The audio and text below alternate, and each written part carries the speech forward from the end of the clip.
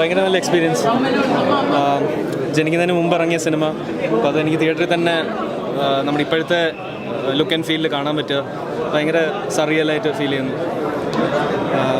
ഭയങ്കര gratitude God ഈ ഒരു കാലത്ത് ജീവിച്ചിരിക്കാൻ തന്നെ പറ്റിയതിൽ. ഡെഫിനറ്റ്ലി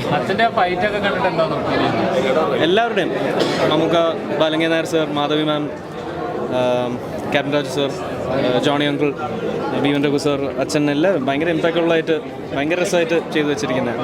ഇടയ്ക്ക് പ്രസൻസ് ആയിട്ട് വരുന്ന രാമു സാർ ആയാലും ദേവൻ അങ്കിൾ ആയാലും അവർ പോലും ഭയങ്കരമായിട്ട് മാറ്റർ ചെയ്യുന്ന പോലെ നമുക്ക് ഫീൽ ചെയ്യുന്ന രീതിയിൽ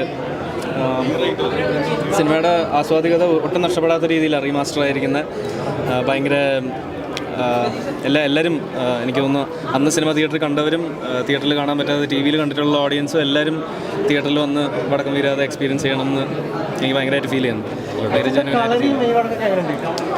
എല്ലാവരുടെയും കളരി അഭ്യസിച്ചിട്ടുള്ള സിനിമയിലെ എല്ലാ ആക്ടേഴ്സും ഭയങ്കര സറിയലായിട്ട് അത് ചെയ്തിരിക്കുന്നത്. കാരണം അവരാരും കളരി പ്രാക്ടീസ് ചെയ്യുന്ന ആൾക്കാരല്ല, സിനിമയ്ക്ക് വേണ്ടി അവർ ചെയ്തതാണ്. അപ്പോൾ അത്ര അതിലോട്ട് ഇത്ര ജെല്ലായി എങ്ങനെ അതിലോട്ട് ഇറങ്ങിയിരിക്കുന്നത് തന്നെ ഭയങ്കര സറിയൽ.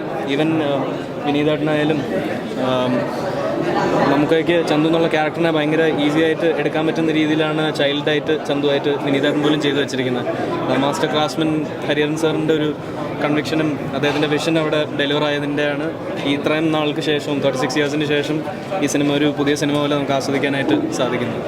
എൻ്റെ ജനറേഷനിലും എനിക്ക് ശേഷമുള്ള ജനറേഷനിലെ കിഡ്സിനും എല്ലാവർക്കും ഒട്ടും ഒരു ക്രഞ്ച് തോന്നാത്ത രീതിയിൽ ഭയങ്കര രസമായിട്ട് ആസ്വദിക്കാൻ പറ്റുന്ന സിനിമയായിട്ട് എനിക്ക് ഫീൽ ചെയ്തു.